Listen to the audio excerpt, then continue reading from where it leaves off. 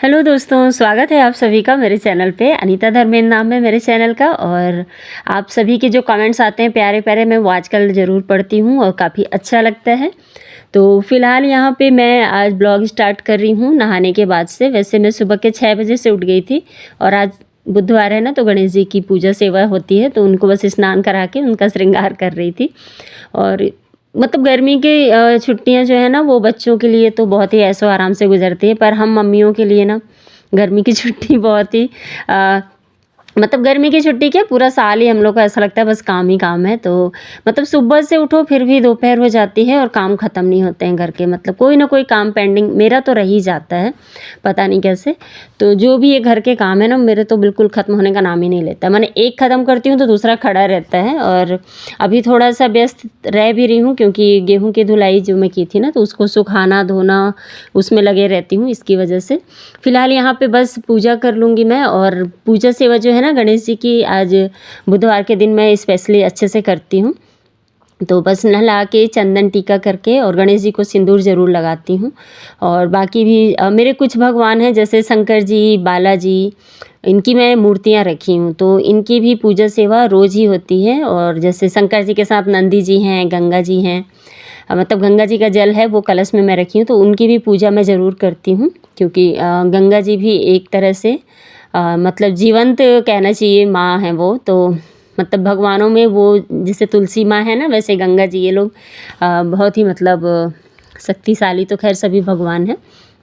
और बुधवार के दिन ना मैं गणेश जी का जाप और पाठ करती हूँ, तो बस वही करूँगी। और आज मैं पूजा का इसलिए ज़्यादा दिखा रही हूँ क्योंकि मैं सुबह से कुछ भी ब्लॉग शूट नहीं की थी और बस पूजा से ही स्टार्ट की हूँ। क्योंकि सुबह उठते के साथ ही हस्बैंड जी का लंच बॉक्स और बच्चों के लिए, मतलब बच्चों को सो के उठते हैं। तो आज तो छुट्टी थी बड़े वाले की भी, तो इसलिए दोनों ही घर पे हैं, तो थोड़ा सा रिलैक्स तो था सुबह के टाइम में। मगर फिर भी रिलैक्स किया था, मैं उठ के फिर चली गई थी सारे गेहूं को सुखाने के लिए। मतलब गेहूं सब सूख गए हैं, लेकिन अब सोच रही हूँ बस एक दिन और धूप दिखा के फिर उनको रखूँगी अच्छी तरह से, ताकि साल भर मैं रखूँ ना तो उसमें कीड़े ना लगे। क्योंकि कहते हैं अगर हल्का भी गीला गेहूँ रहेगा ना तो फिर कीड़े लगने का डर रहता है। वैसे आप लोग मुझे कमेंट में ज़रूर बताना कि जो गेहूँ है ना वो सुखा के साल भर के लिए अगर रखना हो तो उसमें क्या डालें। क्योंकि दवाइयाँ तो मैं डाल नहीं सकती हूँ क्योंकि वो गेहूँ धुल चुका है। तो मुझे जब भी आटा ख़त्म होगा ना तो बस गेहूँ निकाल के थोड़ा सा धूप दिखा करके और उसको मैं पीसने के लिए भिजवा दूँगी। तो इसलिए दवाई तो मैं नहीं डालूँगी। बट हाँ, जैसे बहुत लोग बोल रहे थे मुझे नीम की पत्ती डाल दीजिए तो उससे कीड़े नहीं लगेंगे। तो आप लोग के पास अगर कुछ ऐसा सजेशन होगा ना तो मुझे कमेंट में ज़रूर बताना फ्रेंड्स। क्योंकि मैं फ़र्स्ट टाइम रख रही हूँ लंबे समय के लिए गेहूँ, तो इसलिए कुछ आइडिया है नहीं। मतलब गेहूँ बस ख़राब ना हो इस बात के लिए थोड़ा सा मतलब मैं इस तरह से चाह रही हूँ कि कुछ आइडिया मिल जाए तो मतलब दिक्कत ना हो। तो बस यहाँ पे सारी जो पूजा अर्चना है वो करूँगी। और जाप मैं ना कुछ इस तरह से करती हूँ। मतलब जैसे जो जाप के लिए मैंने माला रखा है ना, पहले उसे तो जल से छींटा मार के धो लेती हूँ। क्योंकि जब भी आप नया जाप करें तो आपको जो मोतियों की जो माला है या रुद्राक्ष की माला है, मतलब जिस चीज़ की भी माला आप रखे हैं, तो उस माला को आपको पहले गंगा जल छिड़क के और उसको शुद्ध कर लेना चाहिए। उसके बाद फिर आपको जाप करना चाहिए। और जाप में ना हिलना डुलना नहीं चाहिए। पर मेरे साथ क्या हो रहा है ना, जो पैरों में चोट लगा था उस दिन ना, तो मैं ठीक से बैठ नहीं पा रही हूँ। तो थोड़ी देर बैठती हूँ फिर दर्द होता है, तो थोड़ा सा पैर को इधर उधर करके फिर से वापस से बैठती हूँ। वैसे कोशिश करना चाहिए कि बिल्कुल हिले ना, ताकि जो जाप है ना वो आप ध्यान से कर सकें। और एक माला ख़त्म होने के बाद ज़रूर से प्रणाम करें, उसके बाद ही दूसरी माला शुरू करें। और आपके इच्छा अनुसार आप जितनी माला करना चाहते हैं, कई बार लोग एक माला ही करके रहने देते हैं, कई बार लोग 5, 7, 11, मतलब जो भी आपकी इच्छा हो, जब तक भगवान की साधना करनी हो तब तक आप माला का जाप कर सकते हैं। तो यहाँ पे मतलब कुछ बातें ऐसी हैं ना जो कि ध्यान रखने योग्य हैं। जैसे कि जब भी आप पूजा करें तो सबसे पहले तो ताज़ा जल ही लेकर के बैठें। ऐसा नहीं कि कल जो पूजा हुई थी उसी जल को दोबारा से आप इस्तेमाल कर लें। पहले अपने जो जल का पात्र है उसको धो लीजिए, फिर उसके बाद उसमें ताज़ा जल भर के और फिर सुबह की पूजा स्टार्ट करिए। हर रोज़ ये नियम करना चाहिए। और जो आसनी है बैठने की, उसको भी मतलब जब भी आप उठें तो प्रणाम करके ही उसको रखें। क्योंकि आसनी का भी उतना ही महत्व है जितना कि हमारे मंदिर में भगवान का है। तो मंदिर की हर चीज़ों का काफ़ी ख़ास महत्व है, तो उन सभी का मतलब ध्यान रखना चाहिए। और यहाँ पे बस आरती कर लूँगी। आज छोटी सी आरती होती है क्योंकि गणेश जी की आरती है। सबसे छोटी आरती ना गणेश जी की रहती है, मतलब गणेश भगवान की पूजा इतनी ईजी है ना कि हर कोई कर सकता है, तो इसलिए इनकी आरती भी याद हो जाती है। बाकी सब भगवान की आरती में मुझे किताब को खोल के मैं रखती हूँ, बाकी याद तो है पर डर लगता है कहीं भूल ना जाऊँ। पर गणेश जी की आरती के लिए मैं बुक नहीं खोलती हूँ, बस ऐसे ही कर लेती हूँ। और मेरे ख्याल से सभी को गणेश जी की आरती याद होगी, है ना। बहुत छोटा सा आरती है गणेश जी की, मतलब इनकी पूजा सेवा भी बहुत आसान होती है, इसलिए मुझे तो बहुत अच्छे लगते हैं गणेश जी। यहाँ पे कपूर भी ज़रूर जलाइएगा आप भी घर में, क्योंकि कपूर जलाने से ना घर में जो निगेटिव शक्तियाँ हैं ना वो ख़त्म होती हैं। जो जैसे घर में आपके नकारात्मक ऊर्जा आ जाती है ना, जो कि किस तरह से आती है वो ये बताती हूँ मैं आपको। जैसे कभी कोई आपके घर में आया और वो आपके बारे में कुछ बुरा सोच रहा है और आपका अच्छा देख करके उसे अच्छा नहीं लग रहा है ना, तो वो सब नेगेटिव ऊर्जा जो होती है ना वो आपके घर में कुछ ना कुछ कहीं ना कहीं से आपको तकलीफ़ देने लगती है। तो कपूर इस तरह से रोज़ जला देने से वो ऊर्जा आपके घर में प्रवेश नहीं करती है, तो इस बात का ज़रूर ध्यान रखें जब भी पूजा करें। और आज खाने में रोटी, चने की सब्ज़ी और साथ में बनाई हूँ मैं करेले का भुजिया। मैंने कल ही बनाया था तो उसे भी ले ली हूँ, बहुत अच्छा लगता है मुझे। और यहाँ पे रसगुल्ला जो था आया था ना, तो उसका रस बचा था, तो मैं उसको उसके साथ में पूरा आज खाना अपना कंप्लीट करूँगी। और यहाँ बच्चों की गर्मी की छुट्टियाँ जो लगी हैं ना उसका फुल इस्तेमाल कर रहे हैं, ये लोग खेल रहे हैं अपना कुछ ना कुछ नया नया गेम एक्सपेरिमेंट करते रहते हैं। खाना खाने के बाद मैं सीधे ऊपर आ गई थी और ऊपर आते ही ये देखो मौसम कैसा हो गया था।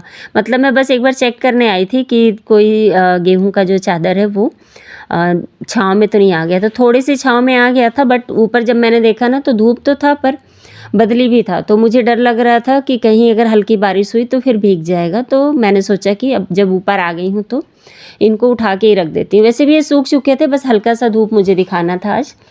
और सारे गेहूं को ना अब उठा उठा के रख दूंगी। और बच्चे चले गए अपने मेरे हस्बैंड के साथ मार्केट, मतलब अपने पापा के साथ, क्योंकि कुछ काम था और छोटे बेटे को थोड़ा सा ट्रीटमेंट चल रहा है उसका, तो उसको भी दिखाना था। तो वो तीनों ही चले गए थे बाहर, इसलिए मुझे अकेले ये करना पड़ रहा। नहीं तो वो लोग अगर घर में रहते हैं ना तो मुझे इतना ज़्यादा मतलब अकेले नहीं करना पड़ता है, वो लोग सब मेरी हेल्प कर देते हैं। सबसे अच्छी बात ये है मेरी फैमिली में कि हम लोग एक दूसरे की तकलीफ़ हो खुशी हो सब में साथ देते हैं। मतलब हम चारों ही एक दूसरे का, ऐसा नहीं मैं बोलूँगी कि मैं काम कर रही हूँ और मेरे बच्चे अपने खेलने में लगे हैं, नहीं, वो मेरे साथ हेल्प कराते हैं, बिना बोले भी कराते हैं। कई बार तो मतलब कई बार तो बोलना पड़ता है, बताना पड़ता है कि मैं ये करने जा रही हूँ, तो आ जाते हैं। कई बार मुझे नहीं कहती हूँ फिर भी वो आ जाते हैं कि नहीं मम्मी हम भी करा देते हैं। तो मैं क्या करूँगी ना, जो भी गेहूँ सूखे हैं ना इन सभी को डायरेक्ट अभी मैं नहीं रखूँ, स्टोर करूँगी। पहले इनको ना एक जगह उठा के रख दूँगी और आज पूरा दिन ठंडा होने दूँगी। उसके बाद ही फिर मैं इनको क्या बोलते हैं कि दूसरे दिन इसको स्टोर करूँगी।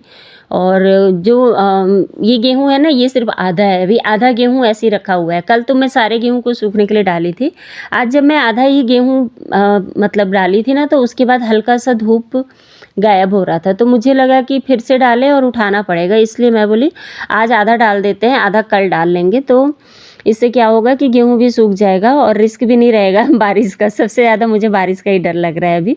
और नौतपा तो चल रहा है पर बारिश ऐसे आ जा रही है जैसे कुछ कह ही नहीं सकते। मैंने इस बार के नौतपा में बारिश हो रही है, मतलब पिछली बार भी बारिश हुआ था शायद, इसलिए पूरे साल ना मौसम में बारिश हो ही रहा था। खैर बारिश तो अपना काम करेगा ही, क्योंकि अभी बारिश की भी उतनी ही ज़रूरत है जितनी ज़्यादा कि मुझे धूप की, क्योंकि बारिश अगर नहीं होगा तो मौसम ठंडा नहीं होगा। और हद से ज़्यादा मौसम, मतलब हमारे यहाँ तो इतना ज़्यादा मौसम का बुरा हाल है ना कि मैं क्या बताऊँ। और अभी मैं ये गेहूँ उठा रही थी ना, मेरे मतलब पैर जल रहे थे। मैंने स्लीपर पहना था फिर भी से मतलब वो स्लीपर के जो ऊपर के रिबन थे ना वो जलने लग रहे थे, इतना ज़्यादा धूप था। और खैर हो गया, मुझे अब ज़्यादा तकलीफ़ नहीं है, बस कल भर की और तकलीफ़ है। और आप लोग क्या कर रहे हो अभी गर्मियों में मुझे कमेंट में ज़रूर बताना दोस्तों। और कहाँ से आप लोग मुझे देखते हो ना, आज मुझे ज़रूर प्लीज़ से प्लीज़ कमेंट करके ज़रूर बताना कौन से शहर से आप लोग मुझे देखते हो। जो भी मेरा पूरा ब्लॉग देखता होगा ना तो मुझे इस बात से पता चल जाएगा कि हाँ मुझे पूरा मेरा ब्लॉग कौन कौन देखते हैं। और किस किस शहर से देखते हैं, क्योंकि मुझे बहुत खुशी मिलेगी कि मुझे कौन कहाँ कहाँ से देखता है। वैसे तो मुझे पता है आधे से ज़्यादा लोग तो मुझे जानते हैं, वही लोग मुझे देखते हैं। और लेकिन जो नहीं जानते हैं वो प्लीज़ मुझे बताना कि आप लोग मुझे कौन से शहर से देख रहे हो। नाम नहीं बताना है तो मत बताना, लेकिन प्लीज़ शहर का नाम ज़रूर कमेंट में लिखना।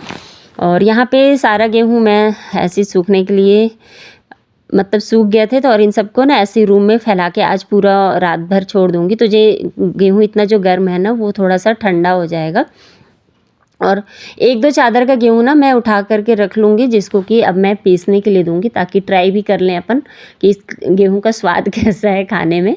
और अब मैं पैकेट वाले आटे नहीं मँगाऊँगी, क्योंकि पैकेट वाला आटा बहुत दिनों तक खा लिए और अभी खुला गेहूँ का आटा खाएँगे। और देखते हैं इसका स्वाद कैसा लगता है। वैसे ये वाले गेहूँ का ना रोटी का स्वाद बहुत ही टेस्टी होता है। इसकी खुशबू तो पूरे मोहल्ले में बिखर जाती है। अगर आपके घर में रोटी बन रही है ना, तो बाजू में पता चल जाता है कि किसी के घर रोटी बन रही है। तो यहाँ पे बस इस तरह से ही सारे एक-एक करके मैं गेहूँ उठा के रख लूँगी। और फाइनली अब बस 2 से 3 चादर, एक चादर को मैं ऐसे ही रहने दूँगी, क्योंकि उसका ना गेहूँ मैंने दोबारा से धोया था, तो इसलिए वो सूखा नहीं है, अभी हल्का सा गीला है, तो उसको अभी छोड़ दूँगी जब तक कि बारिश नहीं हो रहा है, फिर मैं उठा लूँगी। बस एक चादर रहेगा था। और ये देखो आधा उधर ना अभी सूखने के लिए रखा हुआ है, और ये इतना आधा सूख गया है। और ये लाल वाले चादर का ना गेहूँ को आज शाम में या कल शाम तक मैं दे दूँगी पीसने के लिए, तो इसकी रोटियां बन जाएंगी। फ़िलहाल अभी पैकेट का आटा बचा है, वो अब ख़त्म ही होने वाला है। तो चलो फ्रेंड्स, फिर से मिलूँगी नए वीडियो में। तब तक के लिए बाय बाय। अपना ख्याल रखिएगा और कमेंट और शेयर ज़रूर करिएगा मेरे वीडियो को। तो फिर नए वीडियो में मिलूँगी, तब तक के लिए बाय बाय दोस्तों।